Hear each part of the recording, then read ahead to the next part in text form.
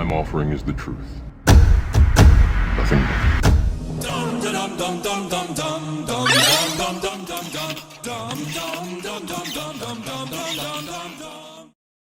Good afternoon, everyone, and welcome to episode 2 of Debunking Professor DUMBdave. Now, if you recall, in episode 1, I went on to Professor DUMBdave's Facebook and took a look at his reviews. Well, I went back there today, and he only has 2 more reviews, so let's check those out real quick before we start debunking his number 2 challenge. The first thing I noticed was he went from 3.8 stars to 3.7. Anyways, this was an hour ago. We have Chloe Marie, and Chloe says, only knows how to insult, incapable of civil debate. Okay, let's go into the comments of Chloe's review. Okay, we have Professor DUMBdave commenting on Chloe's review. And he says, man, the whiny trolls are really active today. I'm sorry that I showed you how stupid your worldview is. Maybe cry more about it privately instead of having tantrums online. And then Chloe says, way to prove my point. Thanks. Okay, let's go and check the other review from 7 hours ago from Irina Lee. Terrible impression. I watched his debates with other people. He acts arrogantly and very disrespectful. Okay, now let's go into the comments on Irina's review. Okay, we have Professor DUMBdave lashing back at the review with, and the con men who lie for a living that I expose and deplatform as a public service. They're perfect angels. Yeah, get your priorities together, kiddo. And Irina says, my point is that acting aggressively towards opponents doesn't help to convince you are right. It actually has the opposite effect. And then she says, why not to be just more open-minded and flexible? You are just a human. You can make mistakes too, as we all of course. Why simply not to look at your theory critically and try to understand that if so many people all over the world still don't accept it, in spite of all the proofs that nothing created everything, there must be some serious reasons. Aggression and arrogance will not really help here. It plays against you as a scientist. And he lashes back with, the earth is objectively a sphere. Stop whining about open-minded and admit that you fell for the dumbest hoax on the entire internet. Cry more about it. And she says, same thing for you. Darwin theory of nothing created everything is relatively young, less than 200 years, and you also fell for this dumbest hoax. I am using your vocabulary here, and you crying about it online, trying to convince everyone around in your beliefs. You see, when you point a finger at someone, 3 fingers are pointing back at you. And then she says you can use whatever sophisticated or scientific terms you want to proof your beliefs and theories, but it doesn't change the true meaning of your beliefs. Nothing created everything. So intelligently, so beautifully, so aesthetically, all praise to God for his creation. And of course, Professor DUMBdave never answered Irina back after that. Good job, Irina. You must have touched a nerve and hurt his little self-centered feelings. Good job. Well, I have to say, I think we all understand why this guy doesn't have a job as a professor teaching at a university anywhere. Just by the comments alone, you can tell this guy has a mental illness called cognitive dissonance. So let's help Professor DUMBdave understand what that is. Cognitive dissonance, the mental conflict that occurs when beliefs or assumptions are contradicted by new information. The unease or tension that the conflict arouses in people is relieved by one of several defensive maneuvers. They reject, explain away, or avoid the new information, persuade themselves that no conflict really exists, reconcile the differences, or resort to any other defensive means of preserving stability or order in their conceptions of the world and of themselves. Now that wraps Professor DUMBdave up in a nutshell there. Anyways, let's move on. Now another thing I'm going to do in this episode is let Professor DUMBdave explain to you his educational background. Here we go. And today I want to address address another question that I get very frequently. It regards my career background and educational background. A lot of you want to know where I went to school and what I studied, and a lot of you want to know if I currently teach in the flesh, and if so, where. And furthermore, a lot of you ask very incredulously, are you a real professor? So I wanted to knock out all of these all at once and just sort of give you a quick summary of my life and career since college. I went to Minnesota for college. I went to a liberal arts school called Carleton College, which is a really great place. And while I was there, I got a bachelor's degree in chemistry. So here's me looking real tough in the cold winter. And immediately after that, I went over to California. I went to UC Santa Cruz to do a master's program in synthetic organic chemistry. But I didn't really last long. I dropped out in my second semester. But I didn't really last long. I dropped out in my second semester. I wanted to move up to San Francisco and play music. So I was there a couple years playing in some different bands. And then I moved down to Los Angeles, again, for music opportunities. And but I eventually got this teaching job for organic chemistry at this little trade university here in the LA area. They offered me the job permanently, but contingent on me getting a master's at the same time. So I went over to Cal State Northridge to give a second shot at a master's degree in chemistry. And I did that for a few years. I was researching and studying over at CSUN, and all the while teaching this organic chemistry course. But through a bunch of bureaucracy, quite frankly, I lost that job, and along with it, the funding for my master's program. So I had to withdraw yet again from the master's program. I lost that job. And along with the funding for my master's program, so I had to withdraw yet again from the master's program. And but I didn't want these lectures to evaporate into the ether. I wanted them to remain in some tangible form, even if I wasn't going to be teaching there anymore. So I decided to record them to camera, just as I would be speaking to my class, and put them online. And that was the birth of Professor Dave Explains. And I chose the name really without much thought. It was kind of tongue-in-cheek, to be honest. I just thought it'd be fun to have like a little persona, Professor Dave. It's just, a little name. And I'm back in school for a third attempt at a master's degree. I'm back in school for a third attempt at a master's degree, this time in science education, so it's a little bit different. And I'll be done in the spring. But to be honest, I really don't have any desire to go back to teaching after that, because I'm doing this full time. I sit literally in this room like 60 to 70 hours a week. I sit literally in this room like 60 to 70 hours a week. Holy jumping fucking shitballs. Dumber than a second coat of paint. Well, imagine that.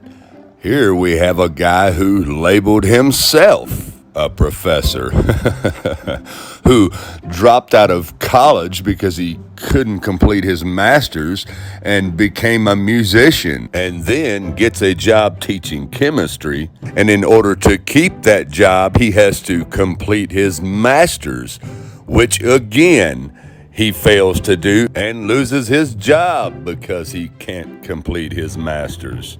And who is now trying to complete his master's for a third time, sitting in an isolated bedroom at his parents' house 60 to 70 hours a week, proclaiming to be a professor with only a degree in chemistry.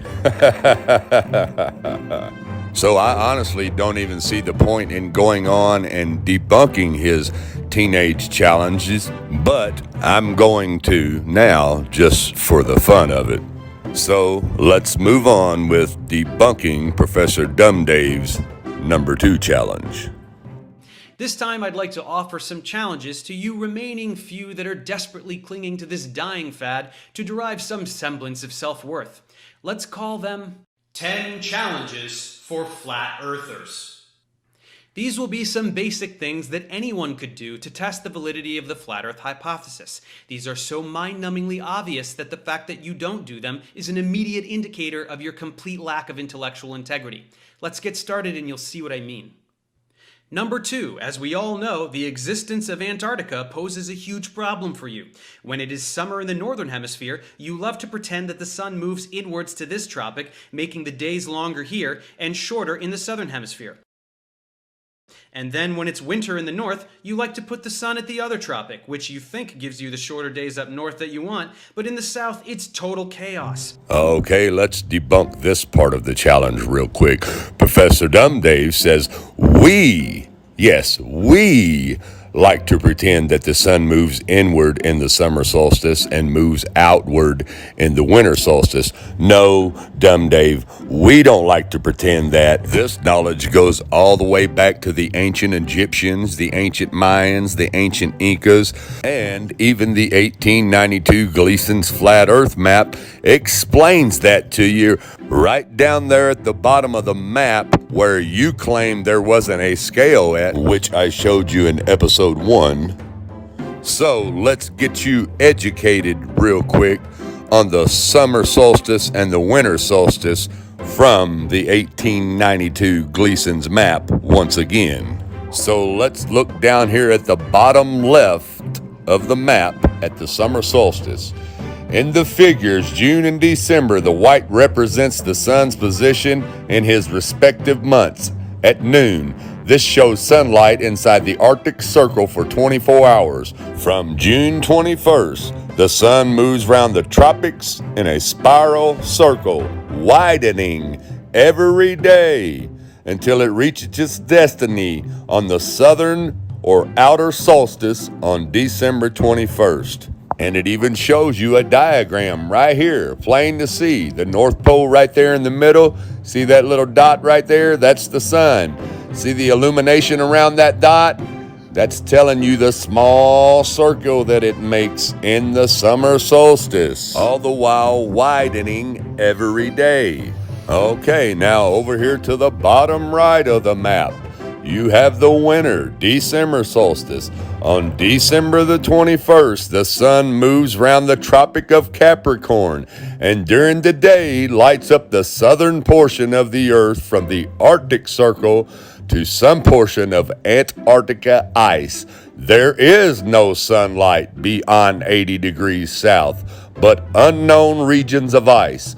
On the 23rd of December, the sun commences his northward journey again, returning to his starting place, and thus completes his seasons. And you have a diagram right above that showing you there's the North Pole, there's the sun, making its wide circuit around the flat earth. So therefore, that debunks your comment about we pretend that this is what the sun does.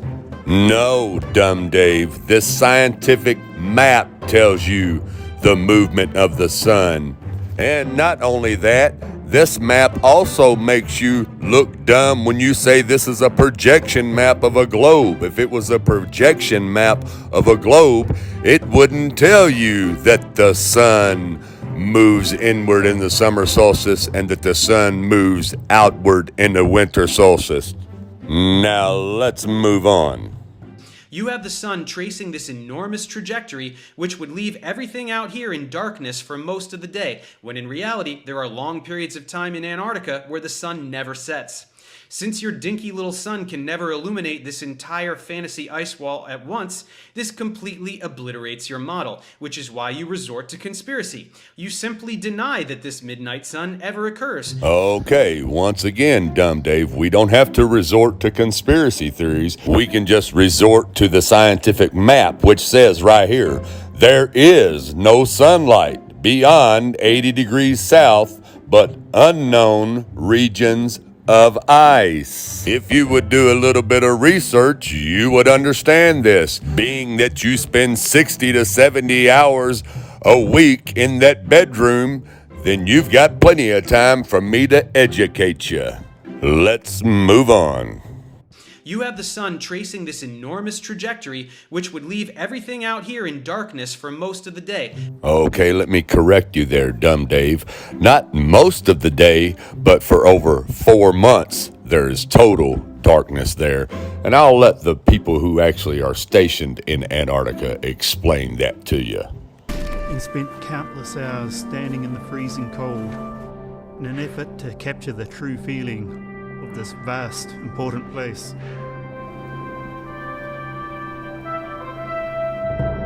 There really are only 2 seasons in Antarctica.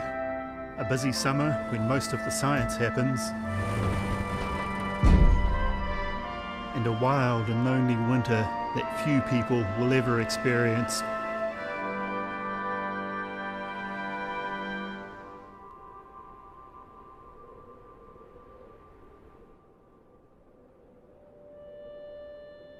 In the middle of March, there's that magical, brief couple of weeks when the sun is rising and setting like normal days, and you can actually leave the curtains open on your window at night to be woken up by the sunrise in the morning. How are your parents?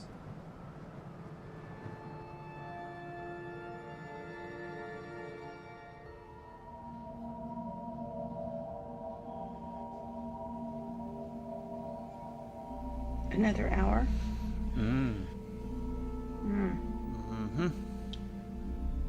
Are we ever gonna see the sun again? One day.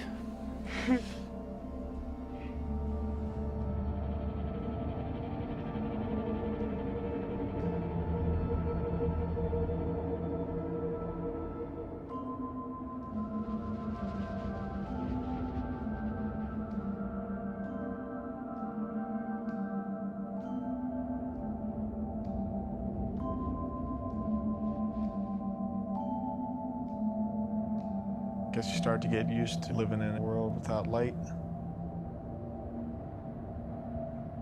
The days get short and the nights get long, till the nights get real long.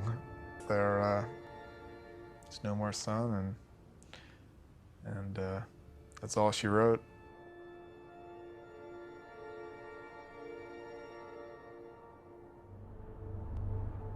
I was scared of the coming darkness for so many months. And I thought, is that going to get to me? Is that going to make me, well, how will that affect me? I was pretty scared of that and how that might just change me.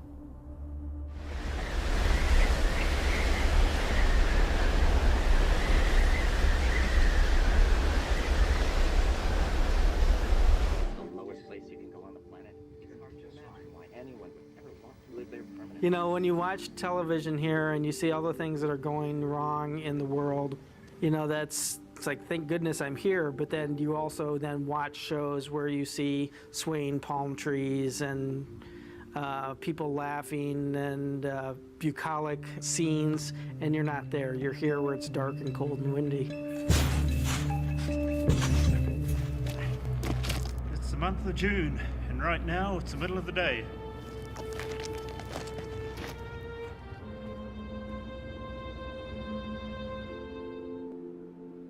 I loved the 24 hours of darkness. Maybe on full moon nights and other nights I would see the mountains, but sometimes I'd forget the mountains were even there. And so my entire world was just in the little spaces and, you know, walking around. So as you can see, Professor DUMBdan, It really does change your perception. So, as you can see, Professor DUMBdave, from the people who are actually stationed there is no sunlight there for over 4 months in the winter. You have the sun tracing this enormous trajectory, which would leave everything out here in darkness for most of the day, when in reality, there are long periods of time in Antarctica where the sun never sets. Holy jumping fucking shitballs. Dumber than a second coat of paint. While claiming that no one can go to Antarctica to verify it for themselves, because the government NASA Jew penguins will kill you. Well, apart from all the commercial cruises, civilians can even apply for jobs there, so you totally could go see it for yourself. Okay, now, Professor DUMBdave is kind of correct on this matter right here. You can go there, you can get a job there, but not your average person. You either have to be an engineer, a scientist, a mechanic, someone with a very high skill of profession. And even those people just can't wander off and do what they want to. They're kind of like prisoners there. They're stationed at a base, and that's where they remain until it's time to leave. And I'll let them explain that to you themselves.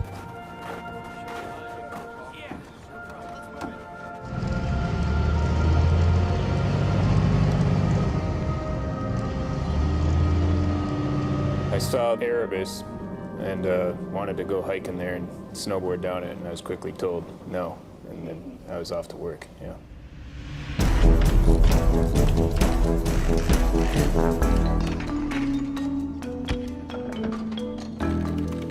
We had been thinking, oh, we're going to Antarctica, and then when you get here, it's like, oh yeah, I've got to work. And you don't put that into your head your first time. You're so excited about coming down that you forget that you're coming down here for a reason. They hurried us off the plane so we couldn't take a look around, and pretty much it was just here, and the next thing we knew, we were in town. So the first thing we really saw of Antarctica was McMurdo, and that's always kind of disappointing sometimes.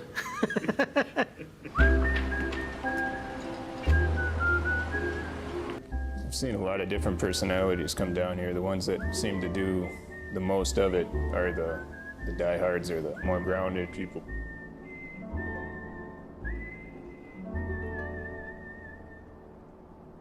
McMurdo Station sits beside the sea on Ross Island.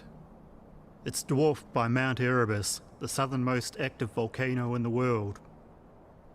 3 kilometers away, on the other side of the peninsula, is the small New Zealand outpost, Scott Base. Scott Base is a lot more typical in size of the other bases dotted around Antarctica. And its proximity to McMurdo is unusual.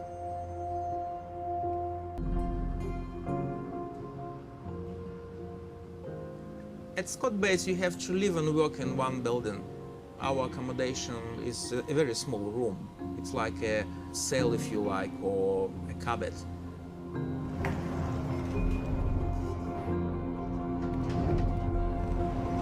A lot of things here can get to you pretty quickly, especially in winter. And you cannot change them. You cannot argue much about them either, because this person will be in front of your eyes, you know, on the next smoker. So to be tolerant is very important.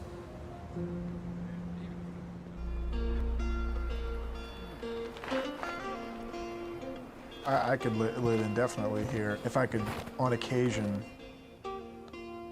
get out. Like I haven't. I've literally gone nowhere since August.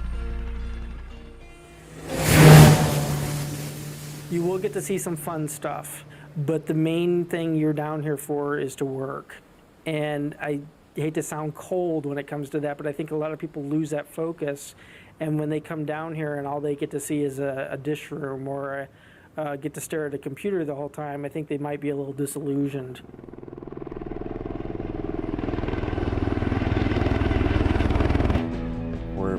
We're in a box, and there's no escape from each other. You can't get away. You're forced to interact day in and day out, and that you get to know people very, very quickly. Whether those relationships be good or bad, they're going to be very, very intense.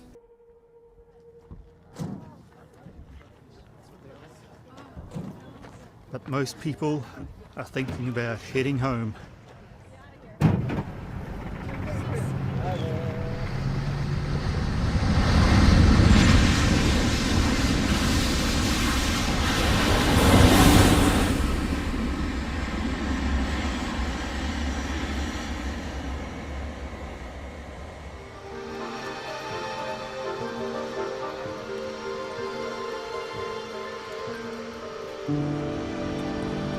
When the last plane leaves, that's it. You're stuck here for the next 6 months. No way out.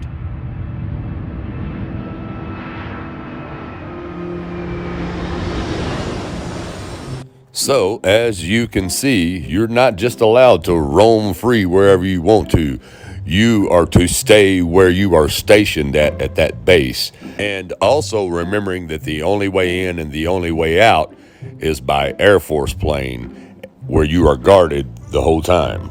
And therefore, totally debunking everything that Professor DUMBdave was babbling on about. Okay, now let's wrap this up. Just look up times of sunrise and sunset on the internet. In mid-December, sunrise is earlier than 5 a.m. and sunset is later than 10 p.m. Now take your little model for the seasons and make it show night and day. Then try and make the night and day portions match up with these sunrise and sunset times. Demonstrate the light from the sun illuminating this location for more than 70% of its trajectory. And as you do that, make sure that it does not illuminate Point Barrow, Alaska whatsoever during its entire trajectory, as that town has endless night during this time of the year. That's right, lots of sun over here and zero sun over here. Good luck. If you decide to even try, observe that the light patterns become so nonsensical that not even the most meth-fueled creatives amongst you could vomit enough magnetism jargon to justify it. If you can't make your model show the seasons and night and day at the same time, as I pointed out that you can't almost a year ago, then seriously consider shutting up forever. Oh, so now he's back into sounding like a teenage girl going into puberty. I thought we already debunked this with the Antarctica video alone, but just for fun, let's go ahead and debunk this idiotic part of the challenge also. See this white dot in the middle with the end in it? That's the North Pole. The little black dot is the sun that shows you its pattern, which is a small circle, and it even tells you down here in the June solstice. In the figures, June and December, the white represents the sun's position in his respective months at noon. This shows sunlight inside the Arctic Circle for 24 hours. From June 21st, the sun moves around the tropic in a spiral circle, widening every day until it reaches its destiny at the southern or outer solstice on December 21st. Okay, now what that means is in the summertime, it's making a small circle, a small spiral circle, just like it showed you in the diagram right above the paragraph that you read. And it widens every day, which means it starts to go out, that's why it starts to get cold. It's starting to move out and away from you. And then we go to the December solstice, the winter solstice, December 21st. Now notice how the sun is out wide from the North Pole. It's making a wide spiral circle from this close spiral circle as you see here. Now let's look down underneath the diagram of the map and see what it tells us for December solstice. Okay, on December the 21st, the sun moves around the Tropic of Capricorn, and during the day lights up the southern portion of the Earth from the Arctic Circle to some portion of Antarctica ice. There is no sunlight beyond 80 degrees south, but unknown regions of ice. And on the 23rd of December, the sun commences his northward journey again, returning to his starting place, and thus completes his seasons. Okay, now as you can see, even the map itself tells you that the sun rotates, not the earth. Now let's move on. Your December solstice would look like this right here on the flat earth map. It's way out here, check it out. It's dark on one side of the earth, light on the other, just so you understand that. It makes a wide circle, right like this right here. That's why it's cold right here. It's cold right there in the United States in the wintertime, isn't it? Because the sun's way out here. Sun's way out here. And then in the spring, what's the sun start doing? It starts moving in closer. That's why your days start getting longer. It starts getting warmer. And then by the summer solstice, as you see right here, it says it spirals in to the Arctic Circle. There's your Arctic Circle right there. So this right here is your North Pole, and this little spot right here, this is Alaska. Now in the summer solstice, here's where the sun is. Well, check out what's getting 24 hours of daylight. The Arctic, the North Pole. Because see, the sun's making a small circle. That's why daytime is longer in the summertime right here in the United States. Because it doesn't take doesn't take the sun very long to come back around. That's why you have short nights and long days. And then as the sun starts to go back out to its winter solstice, what's it start doing? Nights start getting longer and the days get shorter and starts getting cooler and colder, right? Until the sun goes all the way back out to the ice. And then it's cold again. I mean, this is a no-brainer. Why do you think birds fly south for winter? Why do you think fish in the sea migrate south for the winter? Because they're following the sun out. And when the sun comes back in, they migrate back north because they're following the sun back in. That'd be impossible on a spinning ball with the sun 93 million miles away. They follow the sun out and they follow it in. You can't follow the sun if it's way out in outer space. And the seasons prove that also. That's why when the sun's moving in, all the vegetation starts coming back to life, right? And then as it moves back out in the fall, everything starts dying again because it lives off of that sun. And if it were 93 million miles away, it would be impossible for that to happen.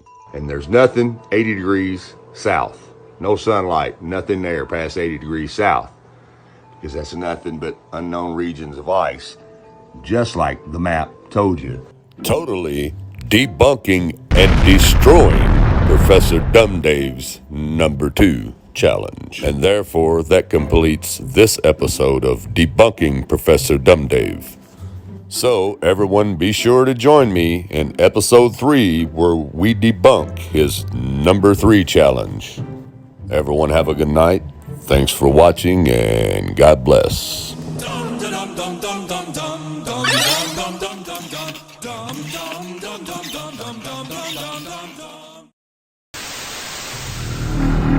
All I'm offering is the truth. Nothing more.